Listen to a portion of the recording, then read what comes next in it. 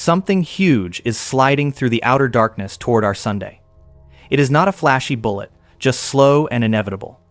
Astronomers call it Comet Bernardinelli Bernstein, a frozen relic of formation. Its nucleus is around 137 kilometers wide. That makes visitors like Oumuamua or Three-Eye Atlas look tiny. It has fallen inward for ages from the outer cloud. We only recognized it recently in old survey images.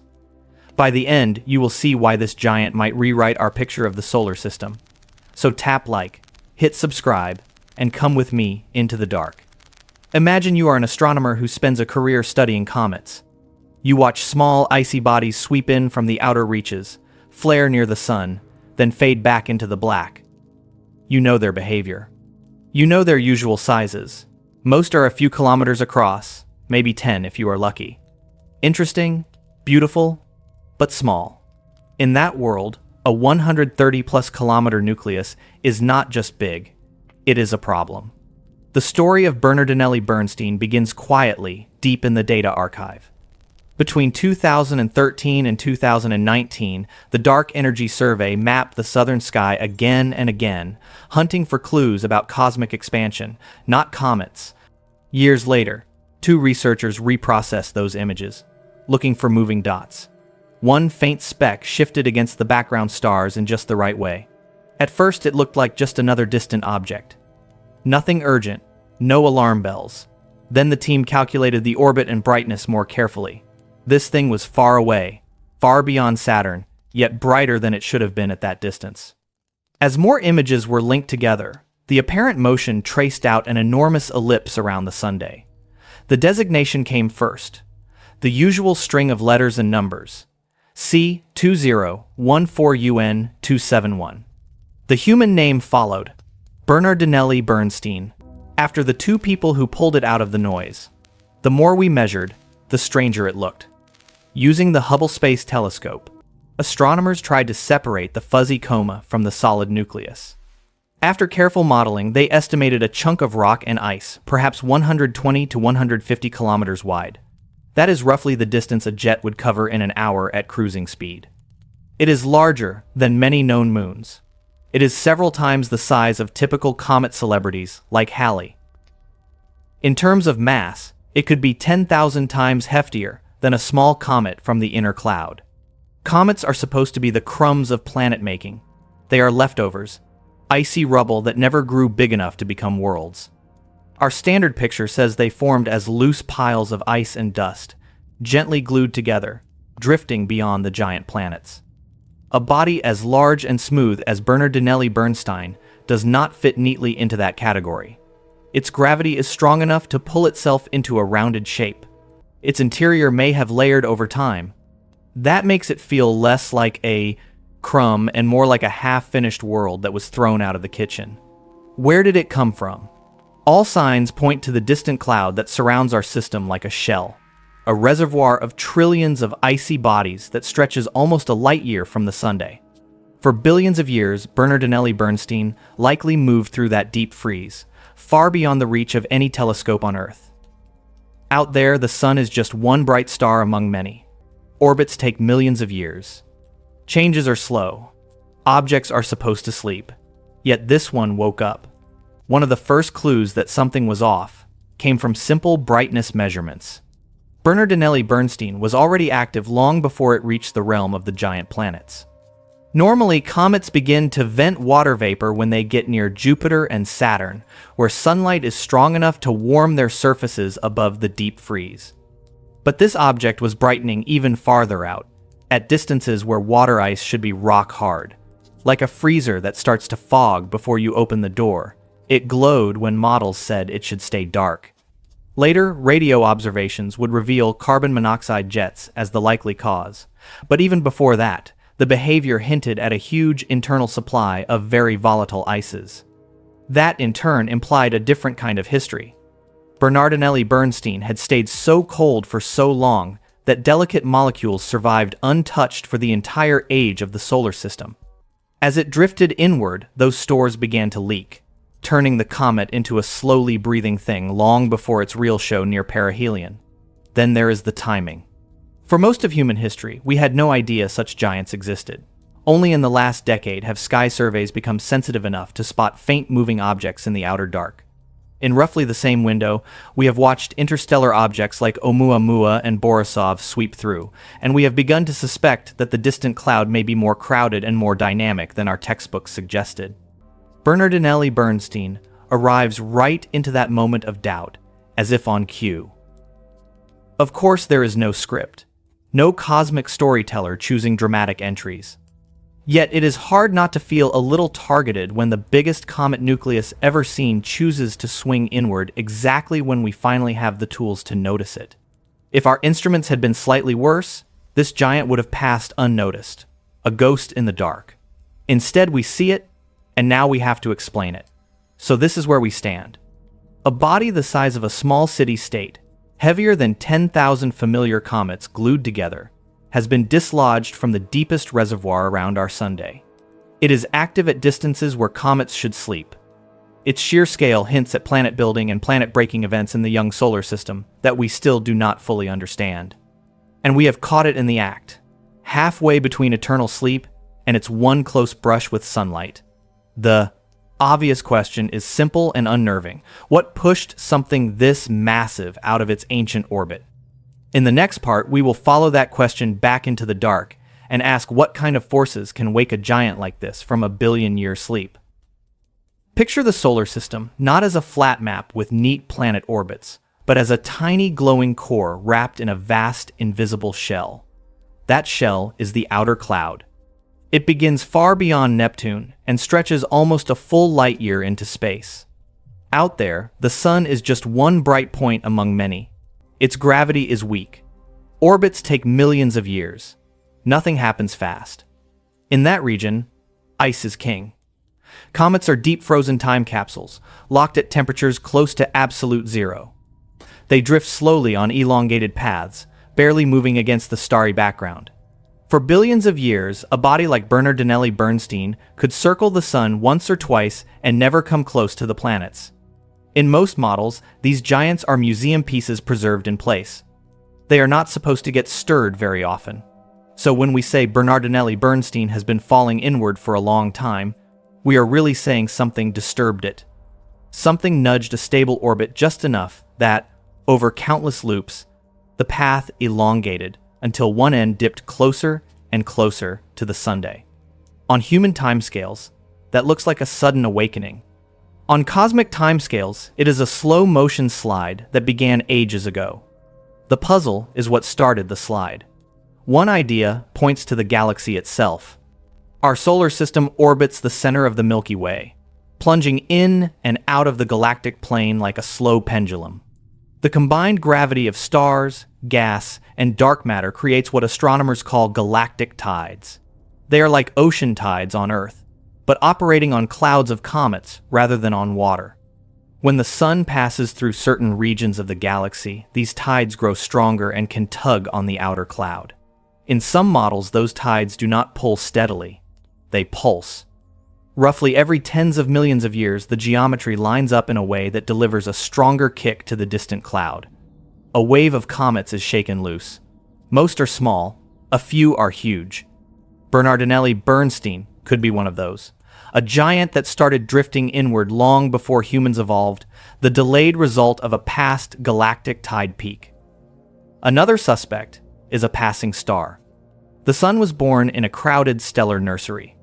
Even today, as we travel through the galaxy, other stars occasionally pass within a few light years. That is far from our inner planets, but uncomfortably close to the outer cloud.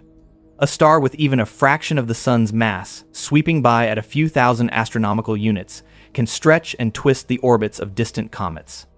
Missions like Gaia have mapped the motions of nearby stars with exquisite precision. When dynamicists roll the clock back in their simulations, they see hints of past close encounters. A star brushes by.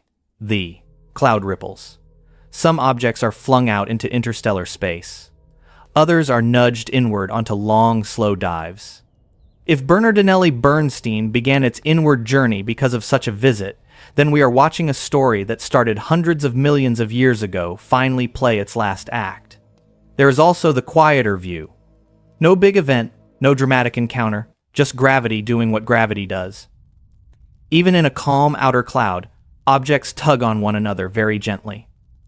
Over billions of years, those tiny pulls add up. Orbits drift. Some become slightly more elongated. Some tilt. A few wander just far enough from perfect balance that they start to fall toward the Sunday.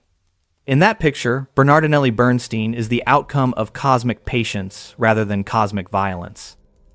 Yet many astronomers feel that explanation is a little too neat when you look at the specifics.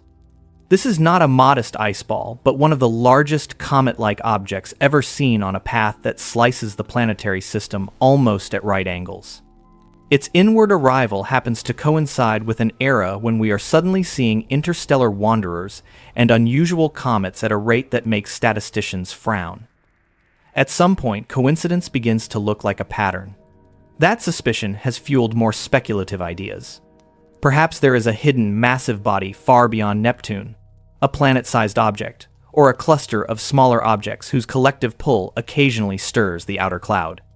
Perhaps there are dense clumps of dark matter drifting through the galaxy, invisible yet massive enough to jostle distant comets when they pass by. These notions are not proven. They are attempts to explain a feeling that the outer reaches of our system are more lively than our simple models predicted. Whatever the cause, the consequence is clear. Bernardinelli Bernstein is now on an inbound leg of a huge orbit. For ages, it barely noticed the Sunday. Now, each year, the sunlight grows slightly stronger.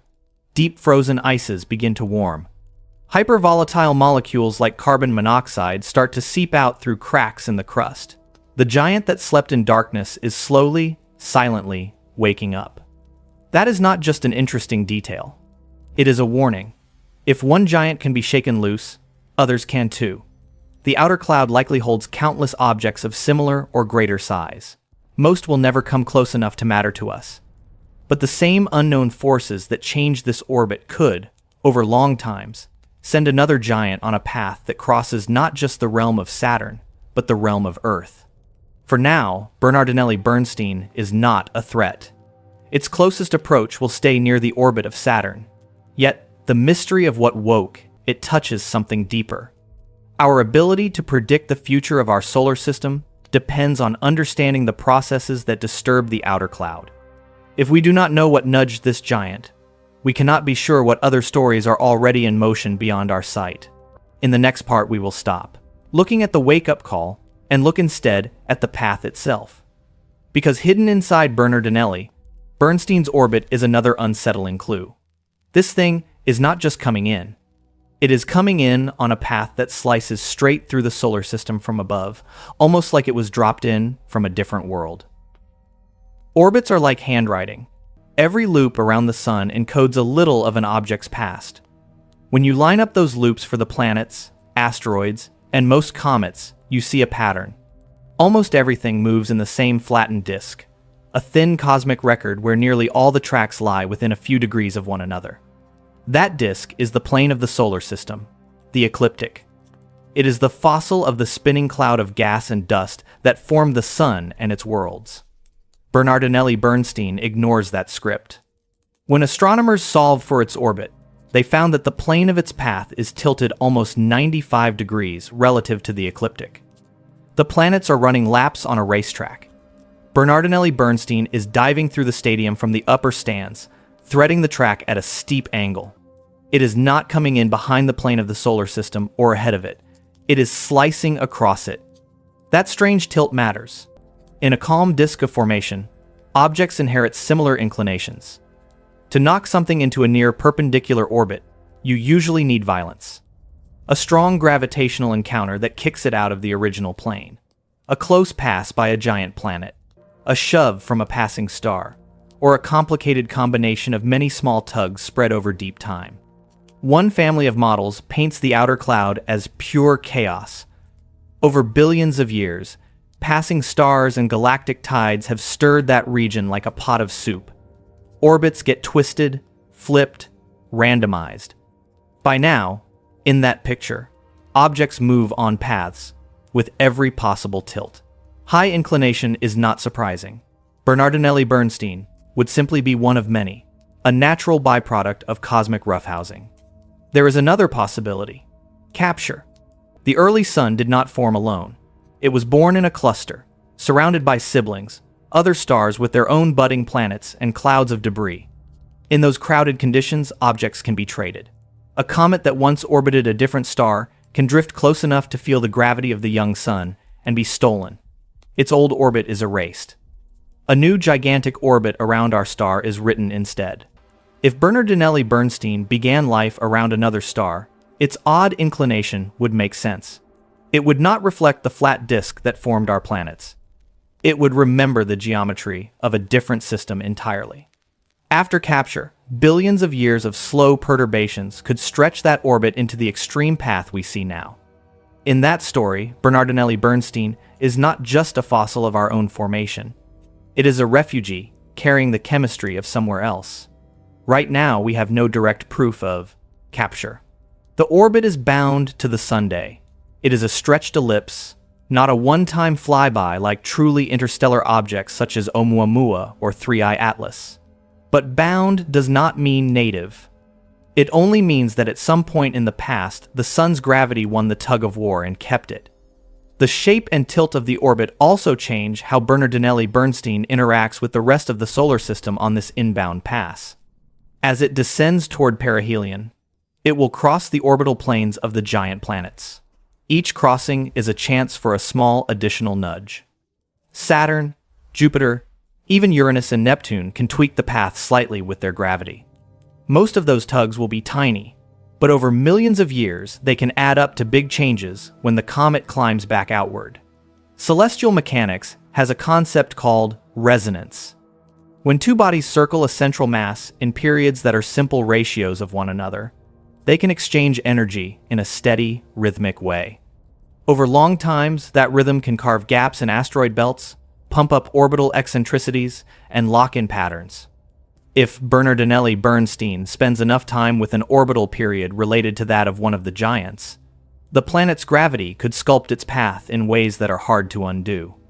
All of this makes the distant cloud less like a quiet reservoir and more like a vast pinball machine. Bernardinelli Bernstein is one of the balls. It was launched long ago by some combination of tides, stars, and planets. Now it is rolling through the inner parts of the machine, crossing the tracks of the giants, feeling their pulls, giving them tiny pulls in return. After this encounter, its path will be different forever. Some researchers find one detail especially unnerving. When they run many random simulations of bodies in the outer cloud, only a tiny fraction end up with orbits that match both the tilt and distance of Bernardinelli Bernstein. It is not impossible. It is just rare. That rarity fuels talk of hidden sculptors. Maybe there is a massive planet or a disk of smaller icy bodies beyond Neptune that has quietly pumped a subset of objects into steep, long-period orbits like this one. Others argue we may be falling for the oldest trap in statistics, focusing too much on the weird thing we noticed and forgetting all the other things we did not.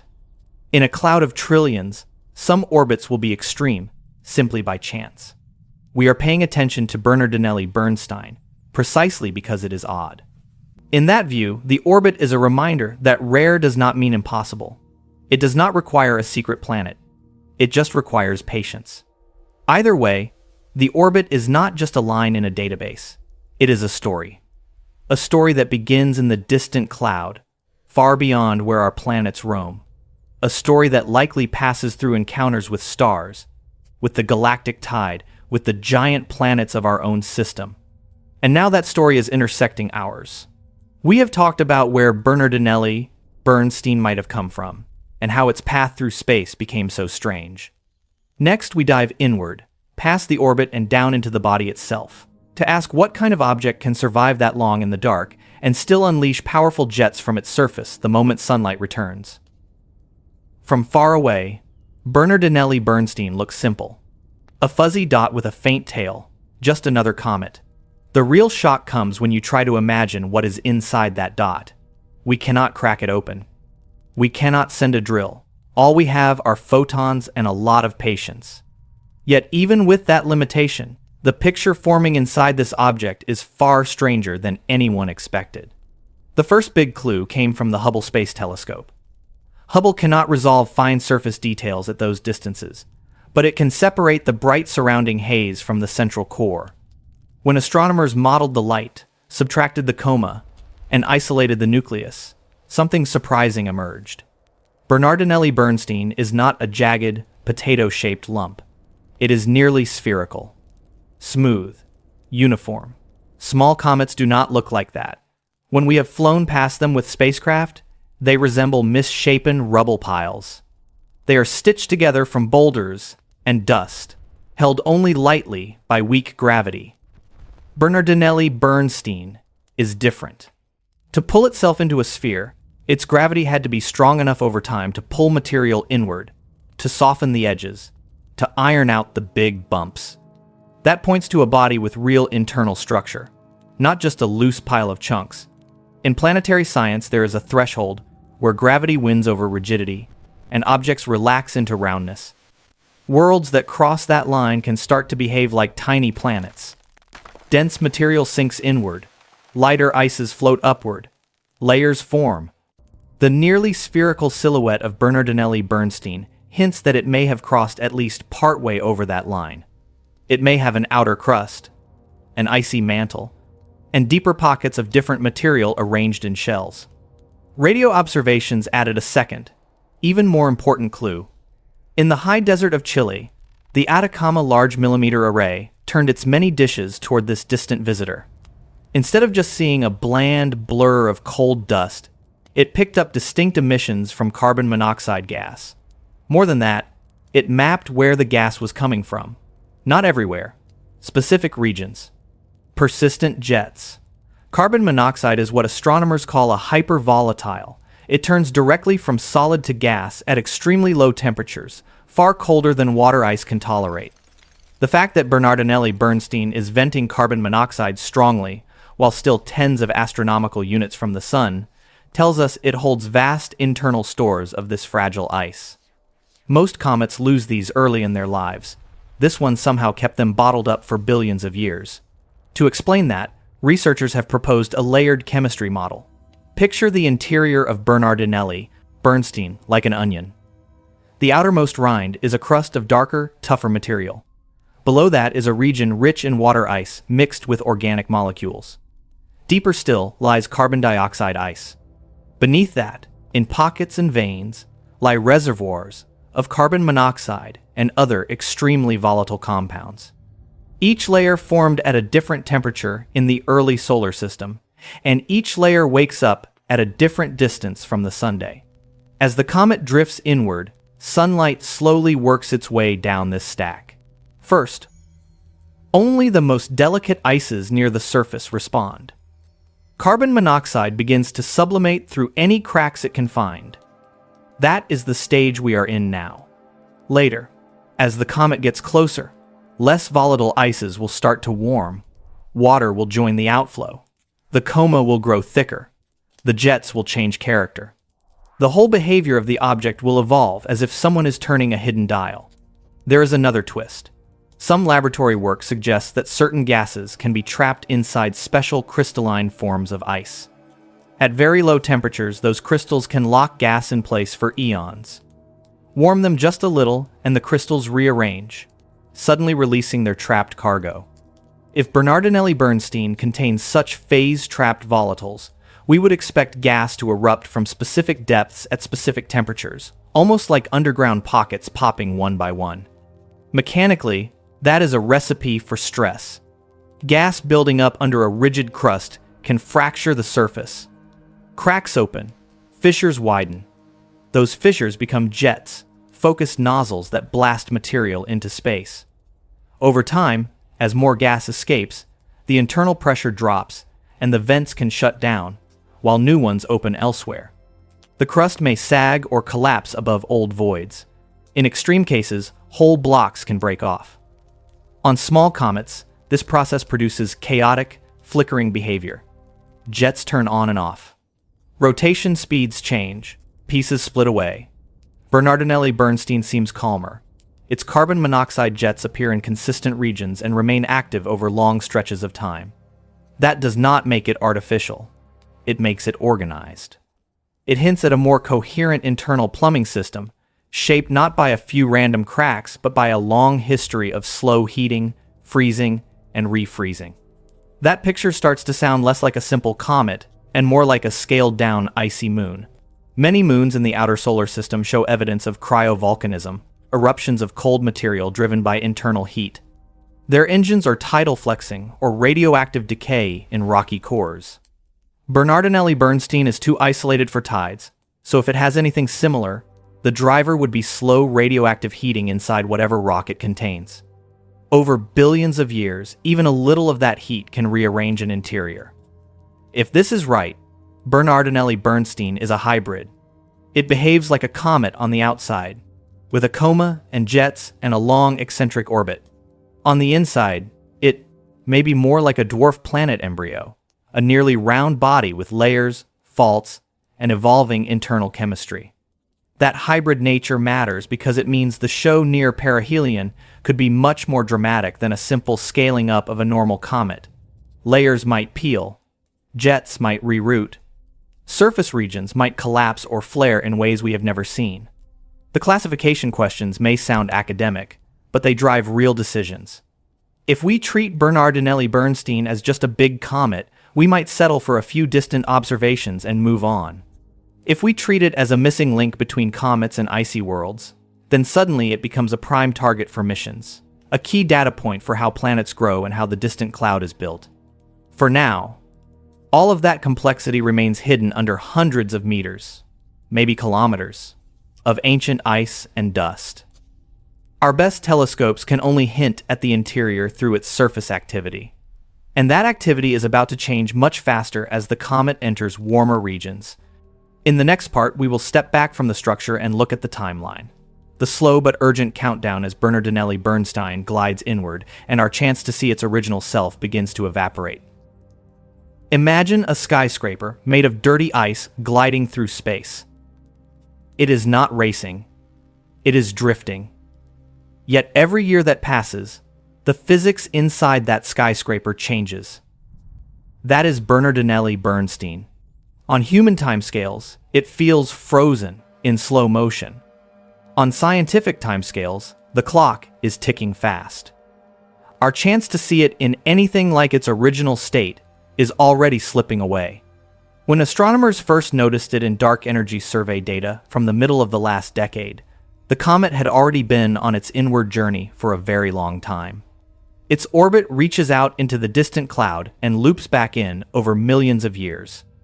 The fall that we are watching began long before telescopes, long before cities, long before our species understood what a comet even was. We just happened to join the story near the end of one of its gigantic circuits.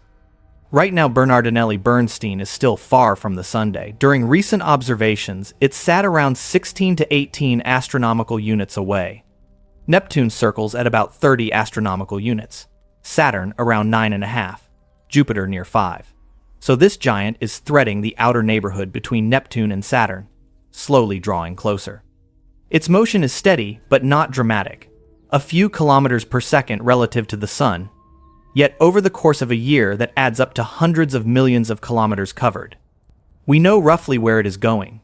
By the early 1930s, specifically around January of the year 2031, Bernardinelli Bernstein will reach its perihelion, the closest point to the Sun on this pass. That closest distance will be just under 11 astronomical units, slightly beyond the orbit of Saturn. It will never come anywhere near Earth. It will not slice through the inner planets.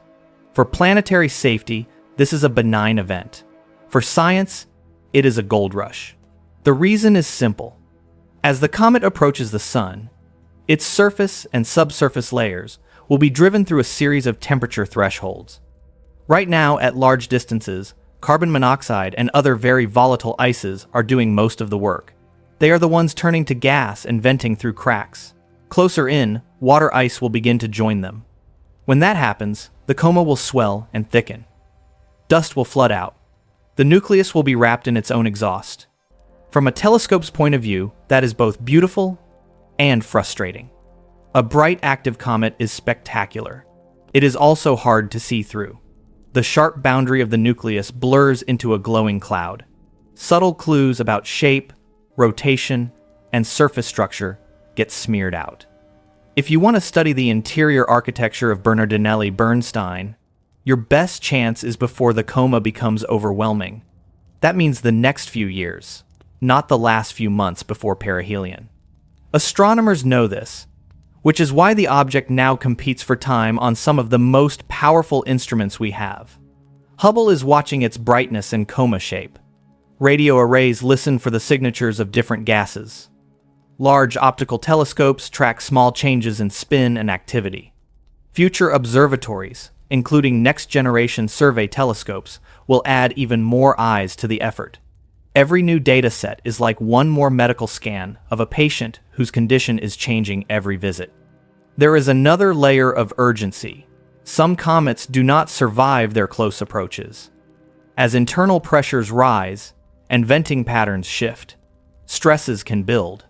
If cracks link up and weaknesses align, the body can fragment. That does not mean a Hollywood-style explosion. It can mean a slow unzipping. Large pieces peel away, exposing fresh interior ice that rapidly vaporizes. For Bernardinelli Bernstein, whose gravity is strong and size is immense, most models suggest stability. Still, with layered structure and deep volatile pockets, we cannot rule out partial shedding or reshaping. If it does fragment, the event would be both a loss and a gift. We would lose the chance to study a single intact giant nucleus. At the same time, we would gain a direct look at interior layers that no drill could ever reach. Different fragments might show different compositions, like broken pieces of a geological core sample scattered through space.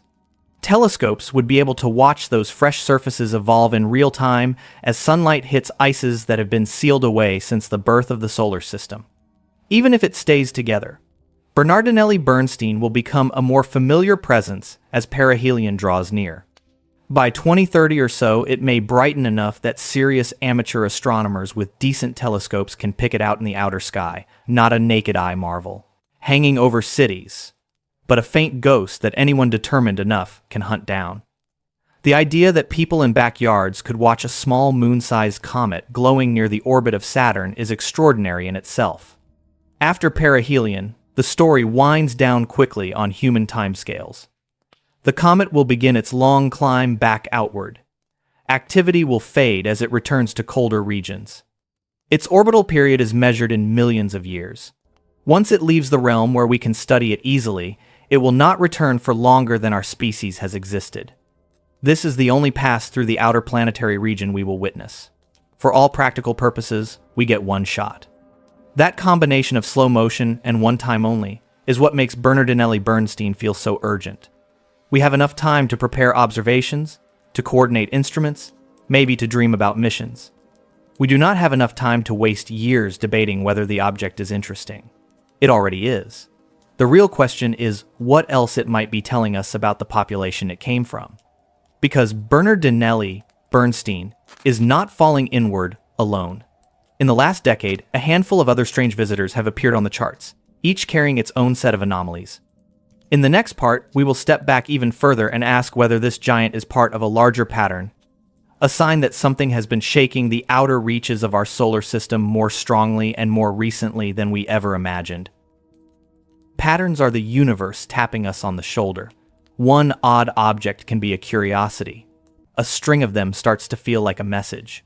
Bernardinelli Bernstein would already be remarkable on its own. Yet it is arriving in a decade that has become suspiciously crowded with strange visitors. The question is whether we are just finally opening our eyes, or something out there has turned up the volume. Roll back to 2017. Astronomers scanning the sky notice a tiny object moving too fast, and on too open a path to be bound to the Sunday. We named it Oumuamua. It showed no obvious coma, no clear jets, yet its trajectory bent in a way that suggested some gentle, non-gravitational push. It was small, dark, elongated, and completely gone before we knew what to ask it. 2 years later, another outsider swept through. Comet Borisov was clearly interstellar. It had a bright coma and tail, and its chemistry looked almost comfortingly familiar. Water, carbon monoxide, cyanide compounds, the usual comet recipe. In one sense, that made it less dramatic than Oumuamua. In another sense, it was more profound. It hinted that whatever processes build comets around other stars are not entirely alien to ours. Then came 3I Atlas, another interstellar interloper much talked about for its own oddities. Small, fast, fragile, loaded with puzzles about composition and behavior near the Sunday. Each of these objects snapped into view for a brief time, dumped a pile of questions on the desk of every dynamicist and comet physicist, and then raced back into the void. Now we have Bernardinelli Bernstein. Unlike those hyperbolic visitors, this one is gravitationally bound to the Sunday. It belongs to us in a way they never did, yet in terms of mass and scale, it makes all of them look like gravel. If you line up the cast list for the last 10 years, you see an interstellar shard that breaks rules, an interstellar comet that confirms some rules, another odd traveler from beyond, and a homegrown giant sliding in from the distant cloud. The simplest explanation is technological. Our surveys have gone from narrow, deep snapshots to wide, continuous monitoring. Telescopes like Pan-STARRS, the Dark Energy Survey, and newer facilities scan huge patches of sky every clear night. Better hardware and software mean we detect faint, fast-moving objects that older surveys would have missed completely. Under that view, nothing cosmic has changed. Only our perception has. To test that idea, researchers build population models. They estimate how many interstellar objects should wander through a volume the size of our solar system, based on stellar densities and typical speeds. They fold in the sensitivity of current surveys and the geometry of the sky coverage. Then they ask how often an object like Oumuamua or Borisov should be spotted. Those calculations say we should see some. But the exact recent lineup stretches those expectations. Not wildly, just enough to make the statistics feel sticky in the teeth. A similar exercise plays out for long-period comets and outer cloud giants. How often should a Bernardinelli Bernstein-sized object drop into the outer planetary region on a path our telescopes can see? Again, the answer is not never. The cloud is huge. Given enough time, almost anything that can happen will happen.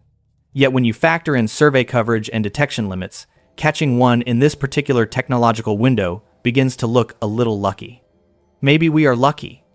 Or maybe we are in the crest of a broader wave. Some dynamicists have run simulations of the outer cloud under different kinds of disturbances. They add a passing star at a certain distance. They add a stronger than usual episode of galactic tides. They add, in some runs, a massive unseen perturber beyond Neptune.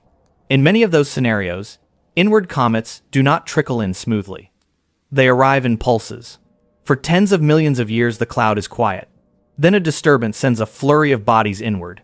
Big ones, small ones. A whole swarm slowly cascades toward the inner system. On geological timescales, these pulses could line up with impact episodes on planets, spikes in crater records, maybe even extinctions. On human timescales, they look like a handful of weird objects turning up in the same century. Oumuamua, Borisov, 3I Atlas, Bernardinelli, Bernstein, and likely others we have not fully recognized. If that is what we are seeing, then this is not just a random collection. It is the visible tip of a long, slow avalanche that started with some event far away and long ago. Of course, there is a danger in chasing patterns. Our brains are tuned to connect dots, sometimes too eager to find order in noise. Point to any decade in the history of comet discovery, and you can highlight a few standouts, then spin a story about why that decade was special. That is why scientists lean so hard on models, statistics, and blind tests. They want to know whether the cluster of anomalies we are excited about really is unlikely, or merely feels that way. Right now, the verdict is unsettled. Some analyses suggest the recent run of strange visitors is well within the range of chance once you account for better sky coverage. Others hint that there might be a modest excess that points to something more. What everyone agrees on is that the outer solar system is more dynamic than the tidy diagrams in textbooks implied. Things are being stirred. Bodies are being nudged. Giants are waking up. Bernardinelli Bernstein becomes, in that context, more than a single specimen. It is a test of whether our models of how comets are injected into the inner system are complete. It is a chance to see whether the same physics that explains Oumuamua and Borisov and the long-period comet population can also explain a 100-plus kilometer hybrid world on a steep inclined path. If the answer is yes, then our strange recent decade was simply the moment we finally built good enough eyes. If the answer is no, then we are missing something big, some extra tug, some hidden structure, some piece of the gravitational puzzle that keeps pushing ice giants out of the dark and into the light. In the next part, we will look more directly at those invisible hands, from proposed hidden planets to clumps of dark matter and the ghostly tides of the galaxy itself, and ask what, if anything, could be out there sculpting the paths of objects like Bernardinelli Bernstein from behind the scenes.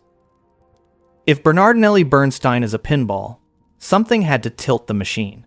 The orbit is steep, the timing is odd, the object is huge. When you put all of that together, it is hard not to ask whether there is an unseen player at the edge of the board.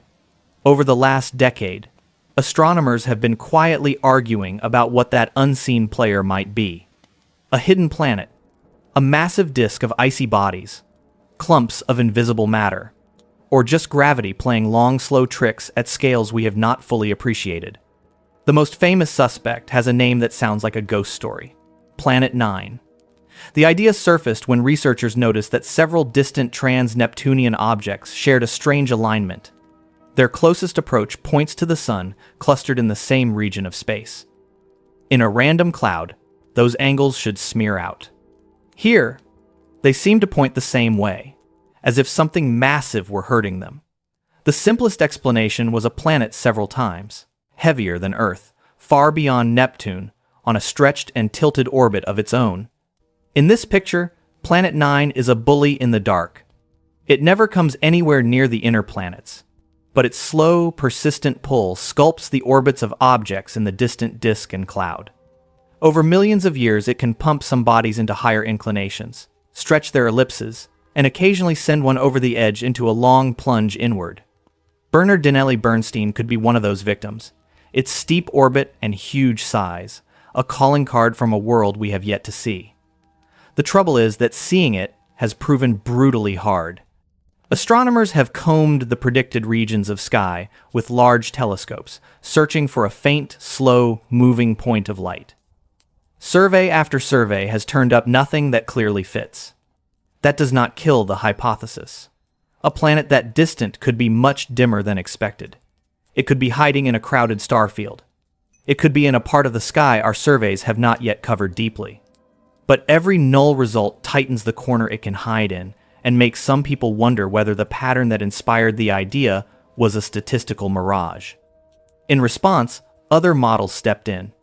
One alternative replaces a single hidden planet with a broad disk of smaller bodies beyond Neptune, carrying enough total mass to behave almost like a continuous medium. In that scenario, the collective gravity of countless icy fragments can subtly reshape orbits in the outer system. Clumps form, gaps appear. Some objects get nudged into strange inclinations. No single Planet 9 required. Just a vast, unseen belt checking the motion of anything that strays too close. Then there is the truly invisible candidate, dark matter. For years, we treated the dark matter halo of our galaxy as a smooth background, a gentle fog of unseen mass. More detailed work suggests that halo might be granular instead. If dark matter forms dense streams and clumps, those clumps could drift through the outskirts of the solar system like ghostly asteroids. Their gravity would be weak compared to a star or a planet. But over millions of years, even a soft tug can shift the path of bodies in the distant cloud. Imagine a dense patch of dark matter sweeping past the sun's outer reservoir 100 million years ago. Most comets would barely notice. A few, including large ones like Bernardinelli Bernstein, might get just enough of a nudge to destabilize their orbits. At first, the effect would be subtle. A gradual change in distance at the far end of their path. Orbit after orbit, that small change would grow, until eventually one side of the ellipse dipped toward the giant planets, and the slow fall inward began. By the time we saw the comet, the dark matter clump would be long gone, leaving only its aftermath. There is also the galaxy itself. The Milky Way is not just a static background of stars. It has arms, a central bar, a disk of gas and dust, all moving and rotating. As the Sun orbits the galactic center, it passes through regions of slightly different density. Each region exerts a slightly different tidal force on the distant cloud. Over billions of years, those tides can pump energy into orbits, tilting some, stretching others. In that sense, the entire galaxy becomes a sculptor, slowly carving the outer architecture of our system. All of these ideas share one uncomfortable feature. They are hard to prove. Planet 9 demands a direct sighting, a pinprick of reflected sunlight moving just so. The massive disk concept demands detailed mapping of distant, small bodies far dimmer than most telescopes can see today. Dark matter clumps hide behind a double curtain. We cannot see the matter itself, and its gravitational fingerprints on a handful of comets are subtle and slow. Galactic tides are real, but their effects blend with all the other nudges acting on the cloud at once. So, astronomers play a long game. They build simulations that include different proposed sculptors, then ask which combination reproduces the sky we actually see.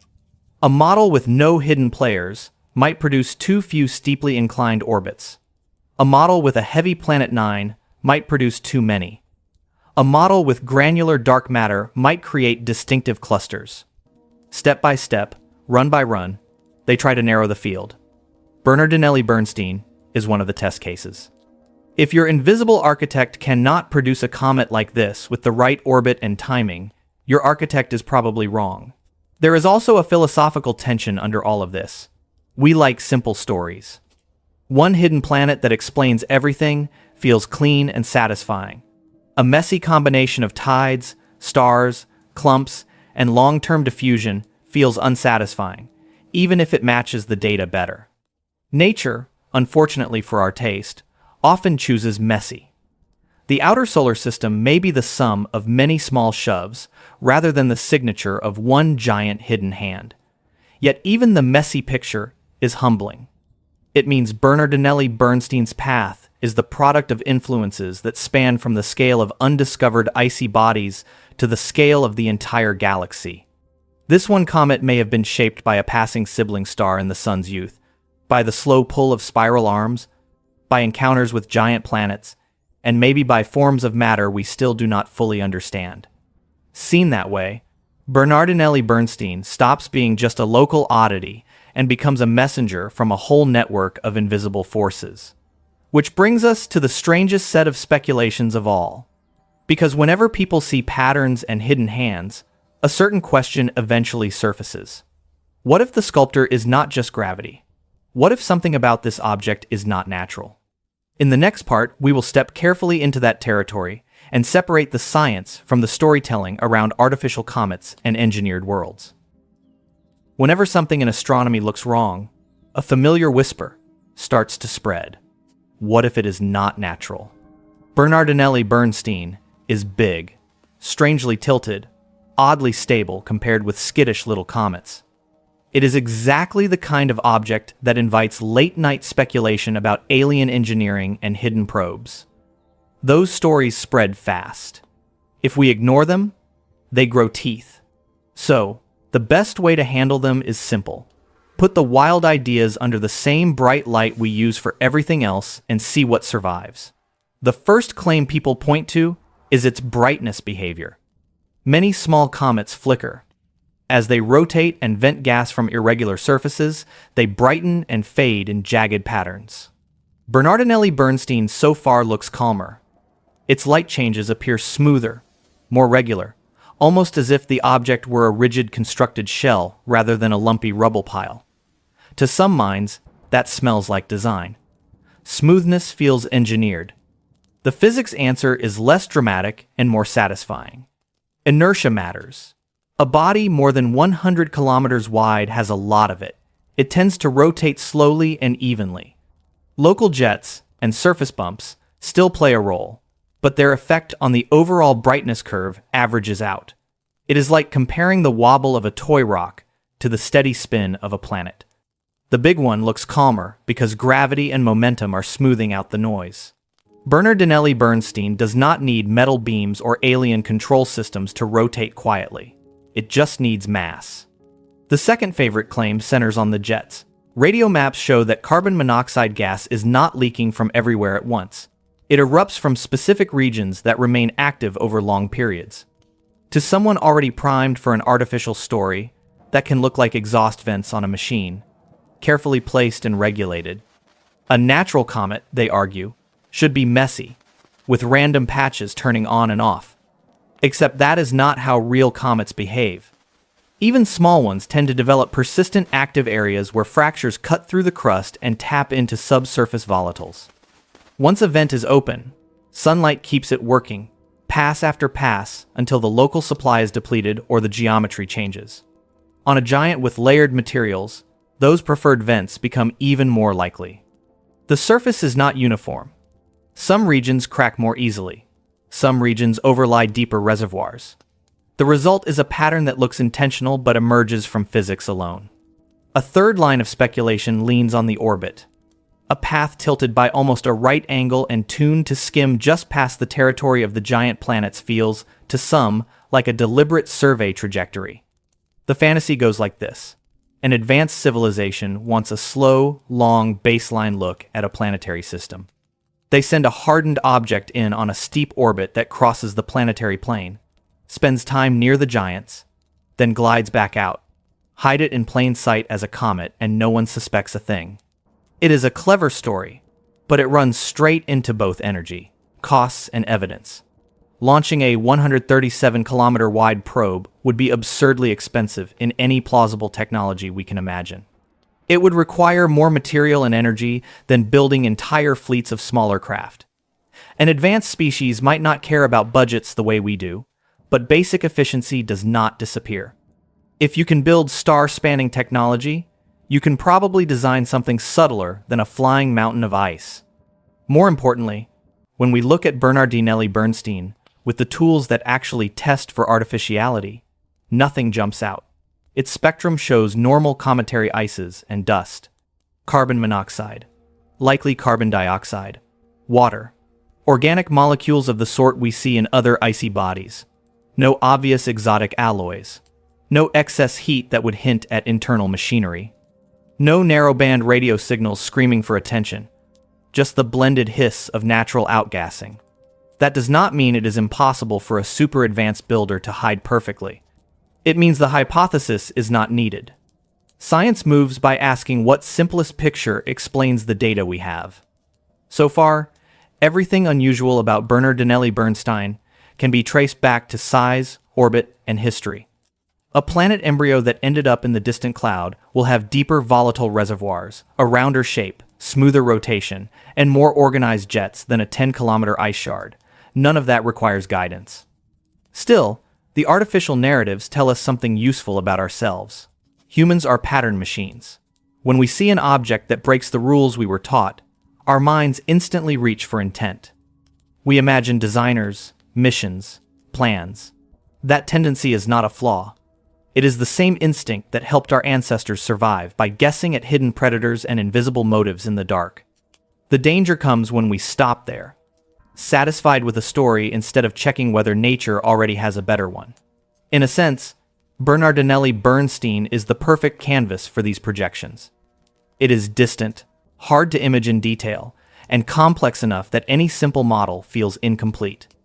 The gaps between what we know and what we want to know are wide. Conspiracy theories and speculative tales thrive in those gaps. The responsible response is not to mock them or to accept them, but to keep shrinking the gaps with better data. There is also a deeper question hiding underneath the alien probe fantasy. How would we actually recognize an engineered object in the outer solar system if one were ever there? What signatures would be convincing? Unusual shape alone is not enough. Strange orbit alone is not enough. Even exotic chemistry can have natural explanations.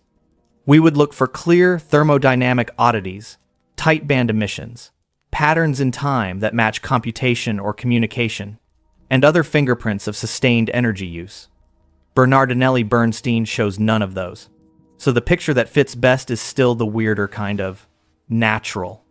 A giant hybrid world, built in the early days of the solar system, exiled to the distant cloud, stirred by forces that reach from nearby stars to the galactic tide, now slowly warming and venting under sunlight for the first time in countless orbits. That is already a wild enough story, without adding hidden civilizations into the mix. Yet, even as we reach that conclusion, one more twist waits backstage. The next round of insights about Bernardinelli Bernstein and its kin may not come from human intuition at all. They may come from artificial intelligence systems trained to see patterns in comet trajectories and outer cloud structure that no person could untangle alone. In the next part, we will meet those systems and ask what it means when a machine starts telling us where the next giant from the dark will appear. For most of the history of astronomy, the biggest limit was not imagination. It was calculation. You can write down the equations that describe a galaxy or an outer cloud full of comets. Actually solving them for billions of years of evolution is another story. Even our best supercomputers choke on full detail simulations of every ice grain and every gravitational nudge. That is where a new kind of tool has slipped into the story. Artificial intelligence AI. Astrophysicists already rely on huge numerical experiments. They simulate thousands or millions of particles under gravity, let them interact, and watch structure emerge. That is how we test ideas about galaxy formation, planet migration, and the long-term chaos of the distant cloud. These n-body codes are powerful, but they are also expensive. Running one detailed scenario can take days or weeks of supercomputer time. Exploring every combination of tides, passing stars, hidden planets, and dark matter becomes almost impossible. In 2025, a group of researchers tried a different approach. Instead of asking the computer to simulate physics step by painful step, they asked an AI system to learn the answers from previous work. They trained a neural network on the results of many large cosmological simulations and on real survey data. Over time, the network learned to predict how matter clumps and flows on large scales without having to recompute every interaction each time. The surprise was not just that it worked, it was how well it worked. Once trained, the AI could reproduce the complex web of cosmic structure with impressive accuracy while running 100 to 1,000 times faster than traditional codes.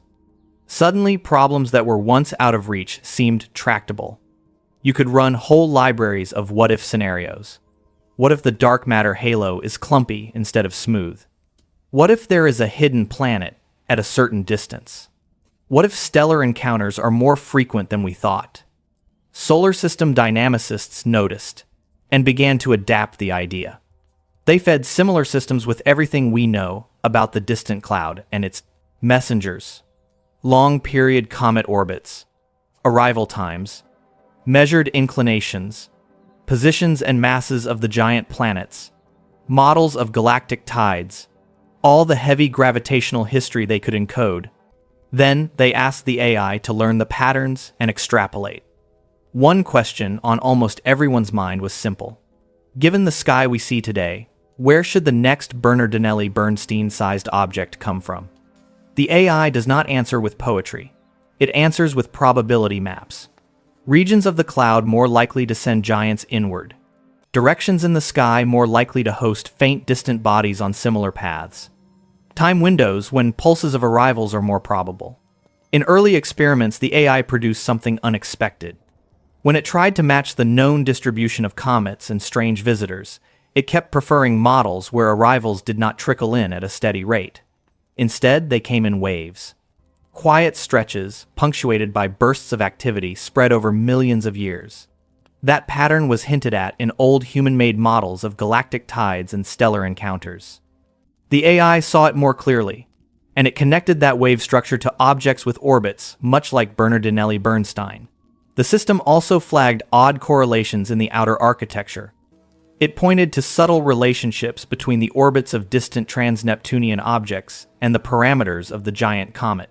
Relationships so faint that simple statistical tests barely picked them up. When researchers dug into those hints, They found that some could indeed arise from a past gravitational interaction we had underweighted. Maybe a particular configuration of Neptune and Uranus. Maybe a distant passing star that our earlier models had treated too simply. This is the promise and the danger of AI in astronomy. It sees patterns we miss. It also happily invents patterns from noise if we are not careful. The neural network does not understand comets. It does not know what a cloud or a galaxy is. It simply adjusts millions of internal numbers to better match its training data. If that data is incomplete or biased, the AI will faithfully amplify those flaws while sounding very confident. So scientists treat its predictions the way they treat any new instrument, with curiosity and suspicion in equal measure.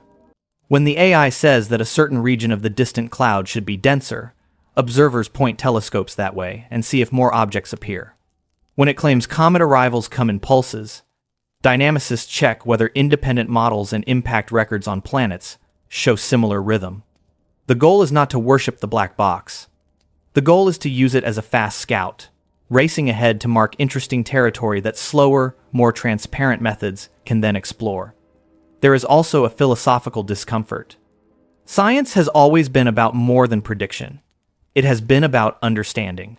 A model that says Bernardinelli Bernstein exists and moves as it does is not enough. We want to know why. What forces shaped that orbit? What history carved that interior? AI systems are not great at the word why. They are pattern mirrors, not storytellers. Humans still need to turn those patterns into physical explanations that make sense. Yet the partnership is already changing how we see the outer solar system. By digesting huge archives of comet data and merging them with galaxy-scale simulations, AI models are teaching us that the distant cloud is not a static reservoir. It is a dynamic structure, full of clumps, gaps, and preferred directions that record the sun's wanderings through the Milky Way. Bernardinelli Bernstein is not a random exception dropped in from nowhere. It is part of that evolving pattern. As the comet approaches perihelion in the next decade, AI tools will keep refining predictions about its behavior. Will its rotation speed change as jets grow stronger? Will it fragment? How will its activity compare with what layered interior models expect? Each new observation will feed back into the networks, tightening their grip on what is possible and what is not. If this works, the next time a giant wakes in the outer darkness, we may have more warning.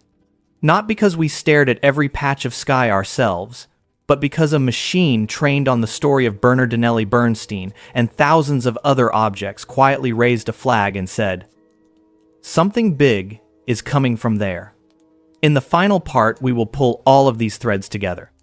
The invisible sculptors, the layered interior, the pulses of arrivals, the strange orbit.